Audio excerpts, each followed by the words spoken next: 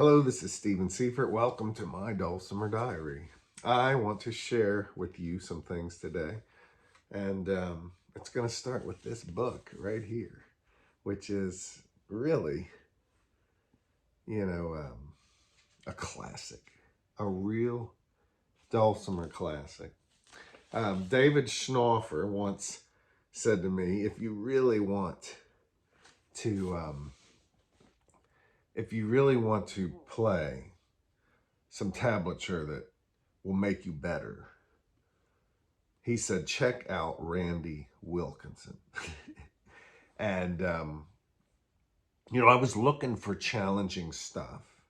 And I remember David said, this stuff is hard, but it's not hard because it's not good. It is good. He said it's very well thought out. He just had a lot of respect for Randy's arrangements. Randy Wilkinson has a nice album that I will put a link to in the description. And if you haven't listened to it, listen to the whole thing. And I'll just let it speak for itself.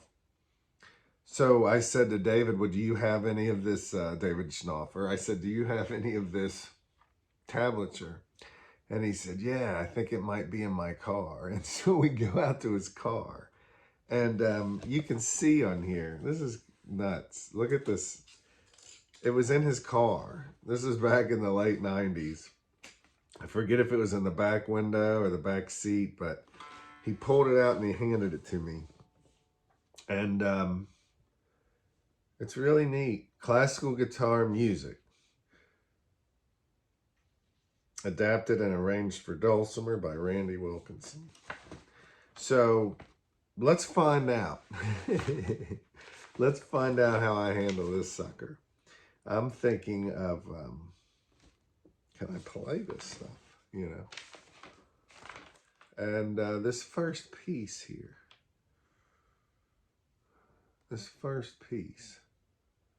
is in G major.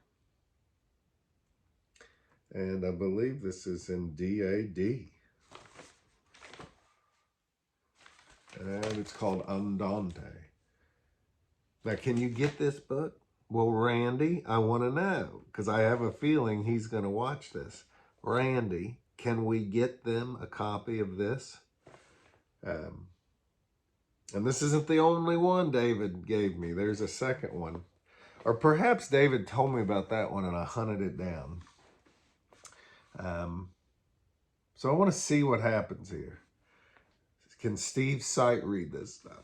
And I haven't looked at it. I probably did look at this a good while ago. And I do mean the last time I may have played through this particular piece might have been in 98 or something like that. So how do I handle it? Well, the first thing I do when I am going to play through a piece is I look through it and I try to see what's involved. Kind of what's going to be required of me. Okay, that's interesting. Yeah, I like that. Okay, that first line doesn't look bad. The second line, much the same kind of things I'm going to have to do. Yeah, that's cool. Now, this doesn't ensure that I'm going to be able to do it. So that's the first two lines, and I have a repeat there. Yeah. And then I'm going to go to the next two lines. Is there any more? I don't believe so. Oh, it's a one-pager. So this part here, this is a little trickier. Yeah. Now look, if you want to hear this done right, you need to go to the man himself. Some people would say, why don't you edit this part out, Steve? What? Have you had enough of unreality? Can we just watch real people doing real things the real way? Boy, I'm hungry for that kind of stuff.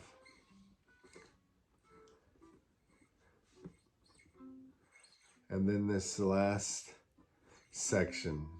Oh, that's neat. Oh, that's great. Okay, let's give it a shot and see what happens. I like to go slow. So we're in 4/4, 1, 2, and 3, and 4. Bad count off. 1 and 2 and 3 and 4.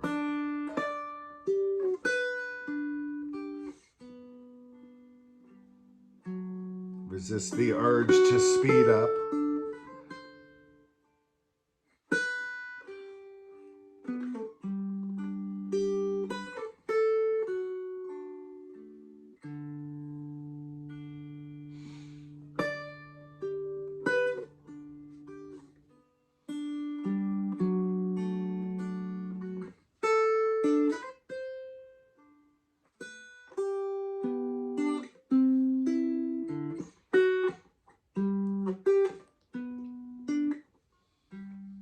And then the repeat.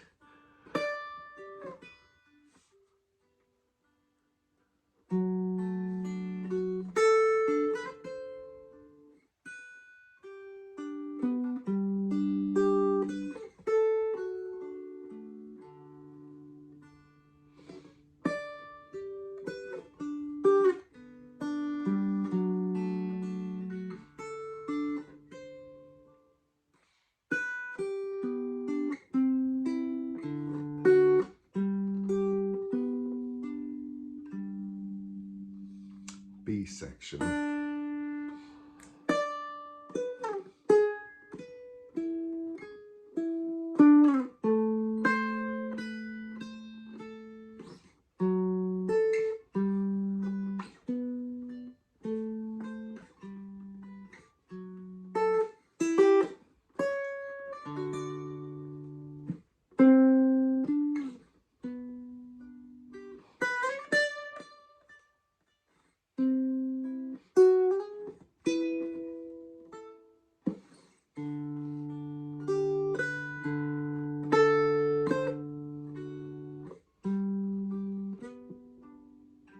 The repeats.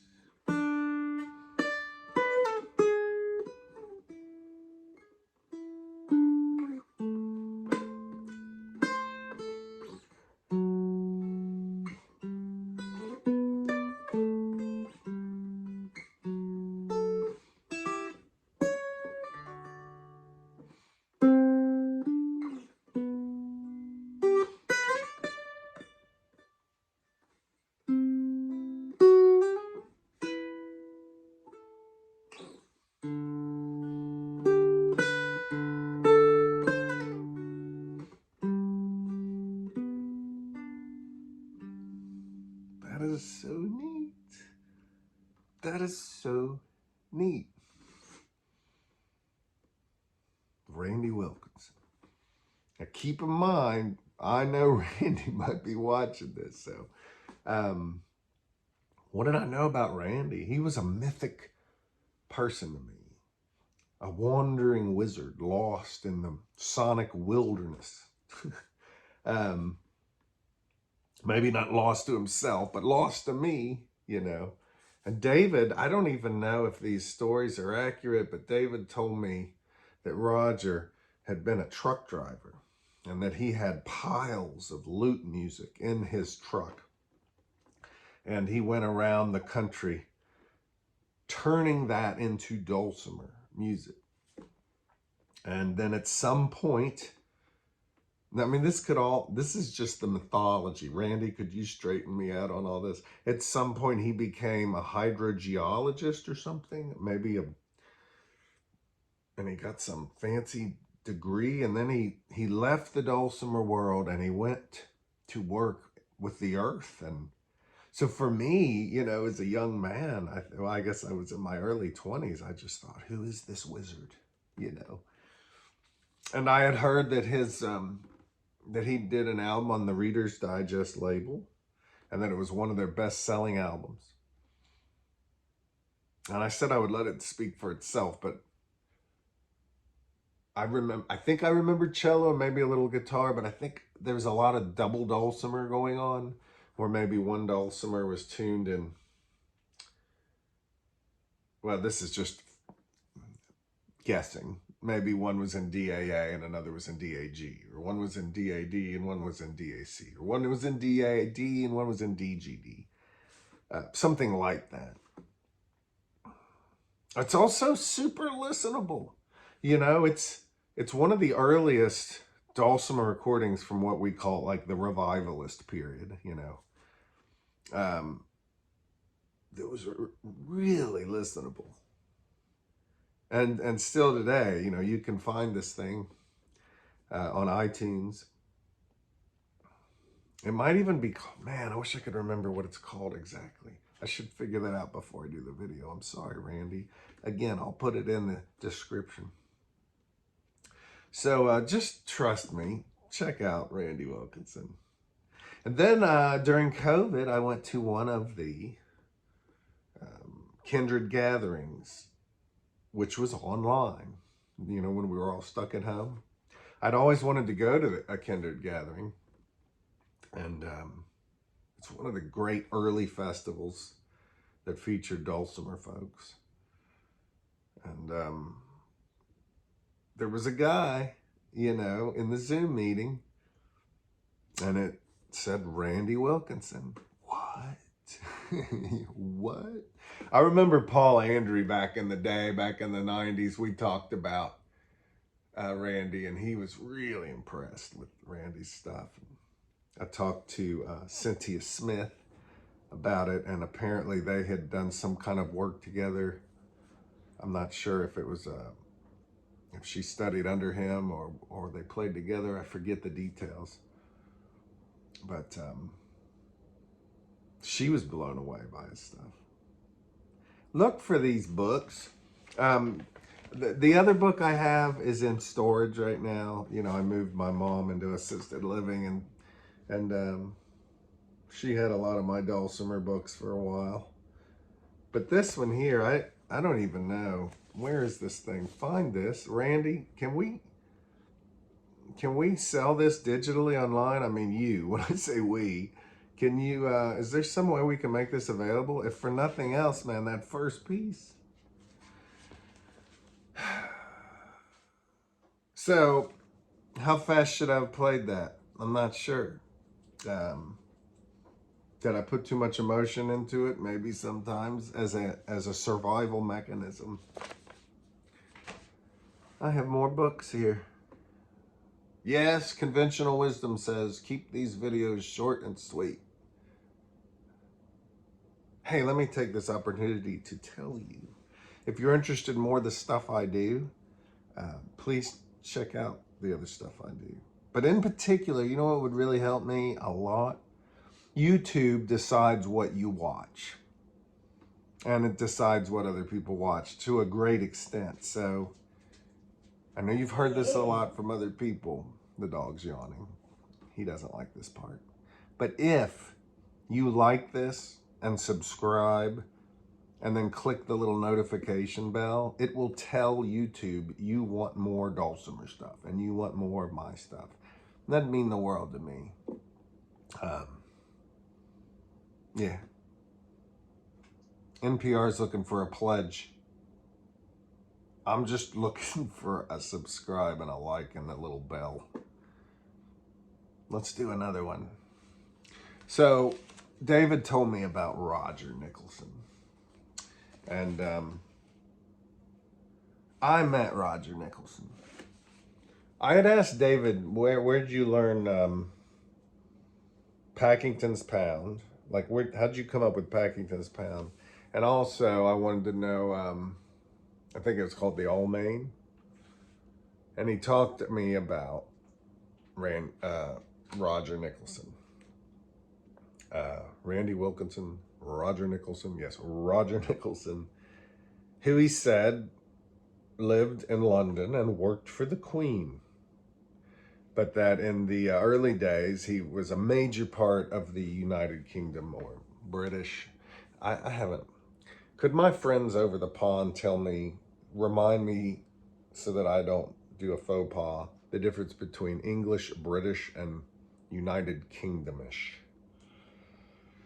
But Anyway, Roger had a lot to do with some early Dulcimer stuff, I guess in the 70s. And he's got records on YouTube. Look up Roger Nicholson. He's since passed, but look him up on YouTube. There's really some cool stuff on there. 2 records in particular will pop up, but very good listenable stuff. And so I went to Swannanoa once. I was working there, and I believe Neil Hellman was working there. And I was going to get to meet Roger Nicholson. They brought him over from England. And I think David Moore, who's also since passed, he helped Roger kind of do a greatest hits of Roger's tablature and arrangements. And I got to sit in a room with Roger, just the 2 of us. It was in the main building there at Swannanoa and Warren Wilson College campus. Just the 2 of us, and we played with each other and for each other. And he gave me this book.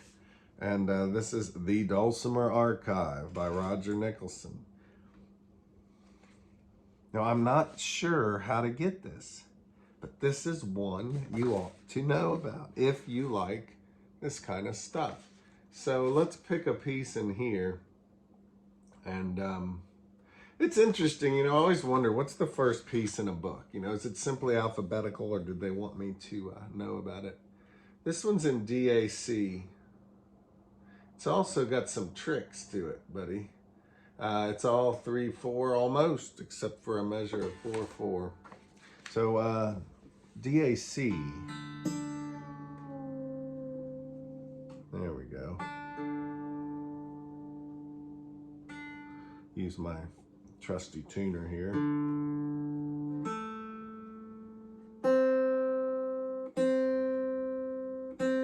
I like DAC. I remember what it was like when someone would say, let's go to another tuning, and it would just kind of, it was disheartening. But man, if you could just go back and forth from DAD to a couple other tunings and try to get faster at that and more confident, it's a lot of good music for the regular diatonic dulcimer that has a 6.5 fret. This is in 3/4. It's called the Allington Pavane, composed by Roger Nicholson. Composition, arrangement, and tablature, copyright 1997. That would have been right about when I met him, so that's neat. We're in the key of F major or D minor. It appears to end on an A chord. I'm not sure what key we're in. Let's see. Oh, it might be D minor. Let's see what happens. So I'm going to look through it. Just a little walk. It's so much better when I do this. Just so it's not all a surprise.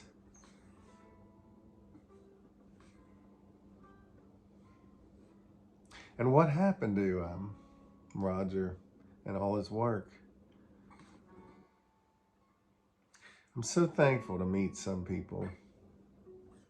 And I cherish the time I sat in that room with him and we played together.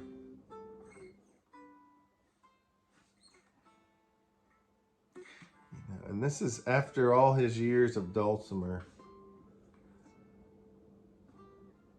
Perhaps this is something that really spoke to him. I don't know. I remember he had me sight read through some of his stuff. If you're not good at sight reading, you can get better. You just have to do more of it. It's like these breakfasts I've been cooking for Heather. I started to try to do it different every day, and she was like, no, do this one thing. You're doing that well. And I have gotten better. Mainly by lowering the heat. That's the truth. Getting the timing right on everything and lowering the heat. I won't go into it, but I feel like with sight reading, you need to lower the heat sometimes. Don't speed through this stuff. Anyway, let's see what we got. Roger Nicholson. And that measure of 4/4. So I have an A part that does not repeat. And then there's a section that does repeat. And then it ends with something that reminds me of the first part. Here we go. Cool. 1, 2, and 3. 1, 2.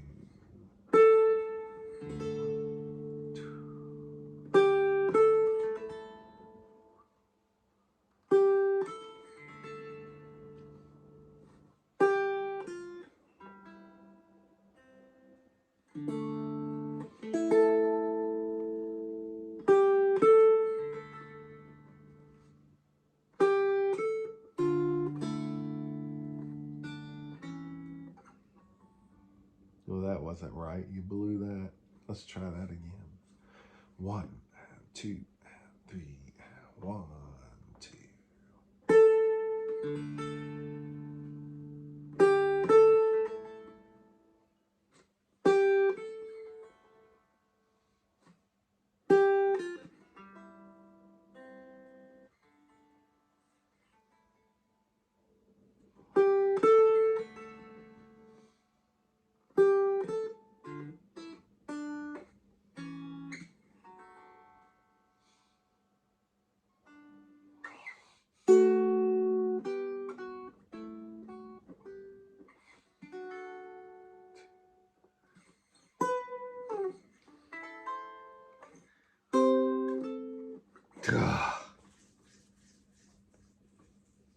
Let's try that again. 1, 2. This is the second section. And 4. And 2. 1, 2, 3. 1, 2, and 3. And 1, 2, 3. And then it does that section again.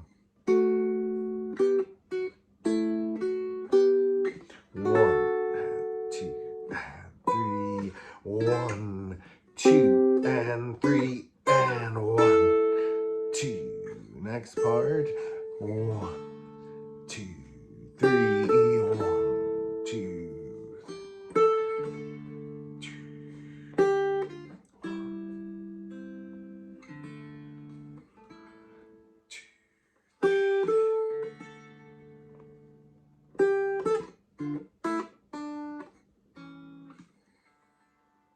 Yeah, let's talk about that.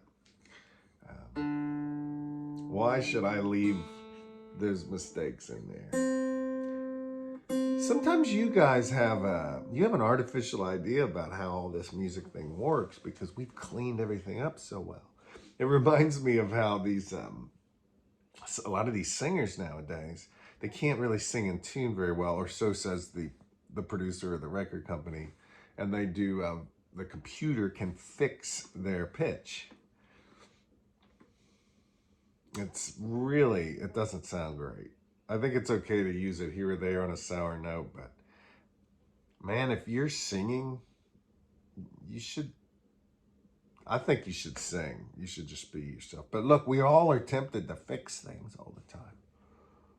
But nowadays, kids, they hear all this music that's kind of perfect, a machine-like perfect.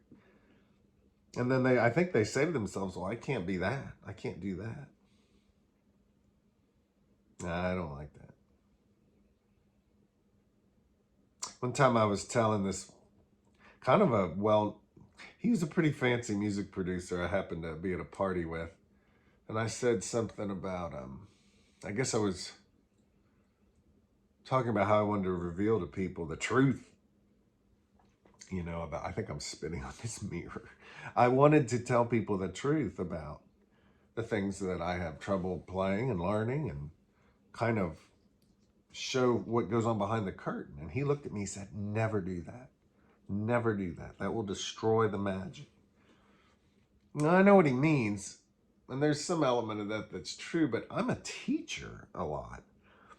I don't want to teach people things,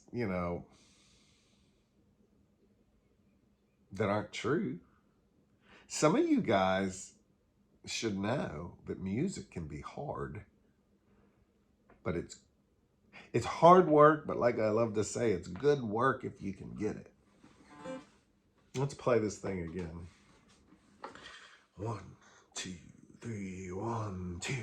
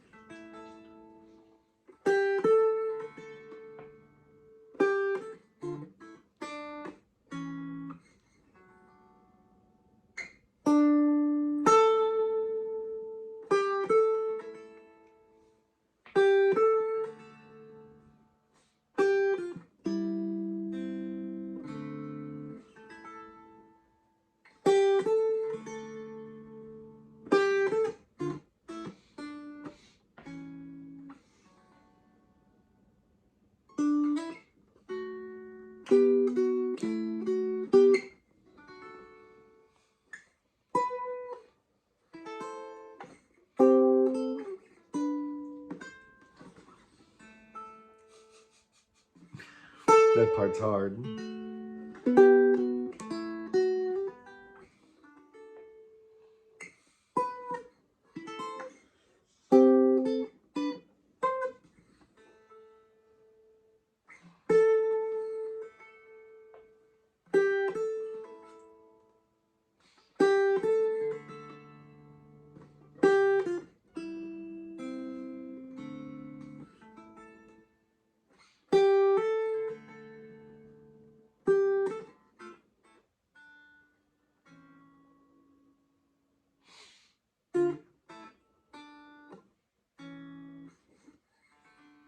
Here we go. I should end it here, right? No, this is where you probably should hit stop on the video. I'm going to do one more. And this is, this stuff you should be able to find on Melbay as a digital download, or perhaps they'll print it on demand. And I certainly know you can find this final book I'm going to share with you on used bookstores. And you may be able to get these from the author. This is Carrie Crompton, Early Music for 3-String Dulcimer. And I'll tell you what I've always liked about these books. They are very, very playable. Not necessarily easy, but very reasonable arrangements. This is Early Music for 3-String Dulcimer. I've got another one here. Renaissance Dulcimer. And I think we've maybe talked about early, I don't know. You know what? I'm going to jump into the Renaissance one. I'll admit I've done this one less, but I love these books. So, Carrie, if you're watching, let's make sure all your stuff's available. You know, one thing that some people maybe find a little unusual at first, it's when she lists the tunings, she doesn't put the notes of the tuning. She puts the like this one, Wheatley Processional, says 158, and I like that she did that. That really, I get that. Okay, and she really means DAD by that, and it talks about, in the beginning, she says, all tunings are given in terms of scale degrees, with the bass string always designated as 1. So I think that's very interesting. So if you get these, you might need to ask somebody, hey, what is 155? Well, that would be DAA. Guess what? I'm just going to tell you right now what these are. And when she says 157 with a little M next to the 7, that's like a 1-7, a 1-5, and then like a minor 7th interval. So that would be DAC. 158 is Mixolydian. That would be like DAD. Now, I think the point of this, back when she did this book, was, hey, you don't need to make 158 be DAD. 158 can be CGC. A, E, A. That would be a baritone. You could tune your baritone down to a G, D, G. And I did talk to Carrie on the phone, not in the last 4 years at some point. I think maybe it was during COVID. This book came out in 1982, at least according to the publication date from Mel Bay here. And it's really neat. It says, thanks to Marilyn Judson for the title calligraphy, and to Rosamund Campbell and Diane Lauritsen for editing this book. Rosamund Campbell, I met her once, I believe, up in Chicago. We met somewhere and just we talked about music, and she had a lovely way of writing things out and being very clear for finger pickers about what exactly she was doing. So if you can get a chance to grab some of Rosamund's stuff, I think it's pretty neat.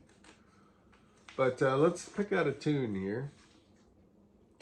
Country dances, court dances. Let's go for a, let's scare old Steve to death. No, come on, don't pick a scary one. Let me look at this. I'm gonna look. I shouldn't. I should just pick it and go for it. All right, I'm gonna just do it. So this is called Saltarello. And of course, if you want to get this tab, you're gonna have to find a copy of this book. And I believe that Carrie Crompton has a website, and you can write her. I think she's brilliant, and I think she's done some hammer dulcimer stuff too. This one is in 155, so I'm going to switch dulcimers here. I suspect that I might need this other one. This is the dulcimer I've strung up for D, A, A. Hi, Brecken. The dog seems interested. I think he might be ready for food or something. I think he wants to go outside and play. It's cold today in this house. And the dulcimer will have to warm up a little in my lap.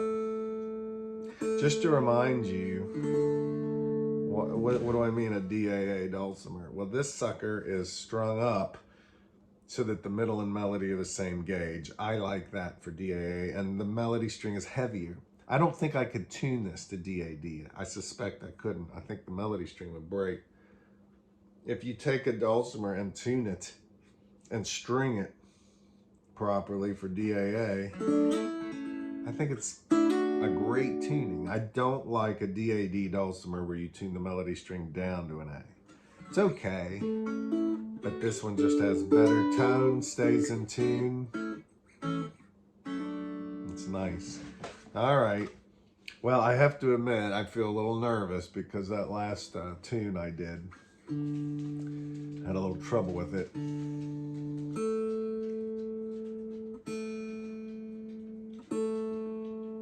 I know some people admire my playing, and I want them to know the truth is sometimes my playing is not admirable. And I'm okay with that. Let's look through this sucker. 155. She writes in here just as the, I don't know how to pronounce this, bass dance or basse, I don't know. The bass dance was followed by a quick turdian. I don't know how to pronounce that. Every passa mezzo has saltarello, from the Latin saltus, a leap. This dance was characterized by a lively hop step at the beginning of each measure. I better look through this. It's in 6/8. Now it doesn't say to, but I might end up doing the thing I do on jigs, which is to swing the groups of 8th notes.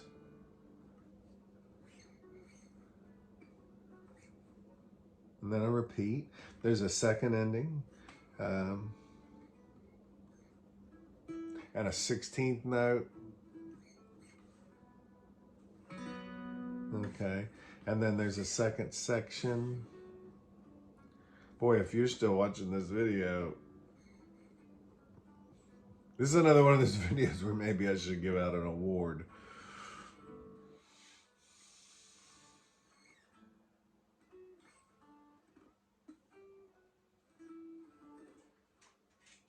And then there's a second First and second ending. Yeah.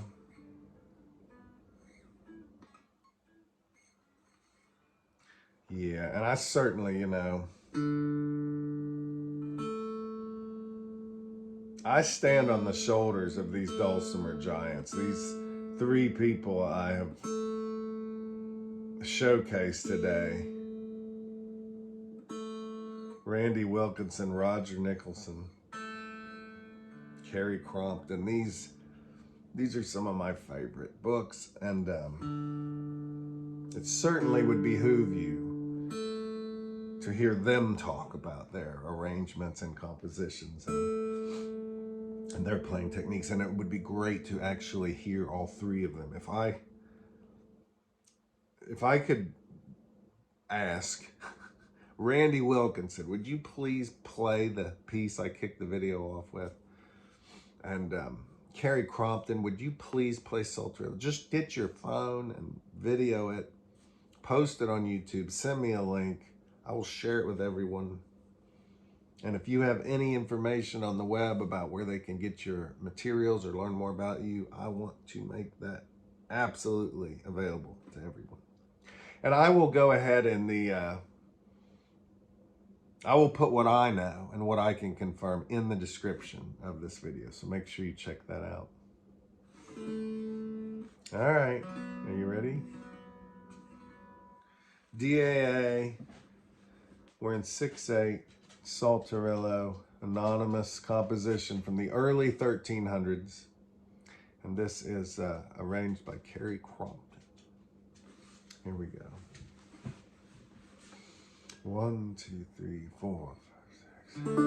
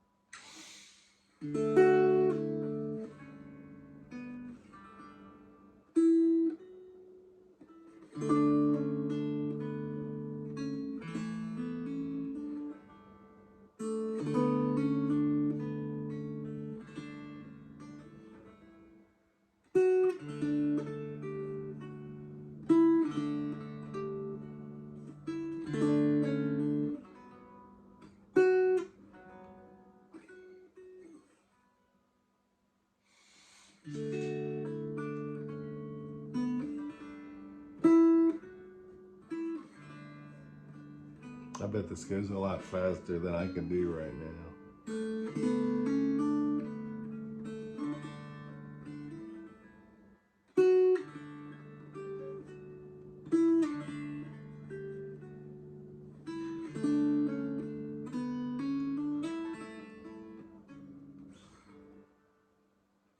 And I'll tag it.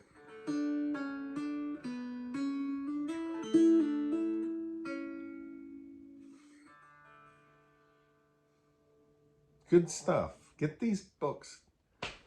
Learn some more stuff about this. Thank you guys for hanging out. I got a lot to do today. Maybe the reason this video is so long is I would just as soon enjoy the music out of these 3 books than to do all the crazy things I've got to do today. Thanks for watching. I'll see you later.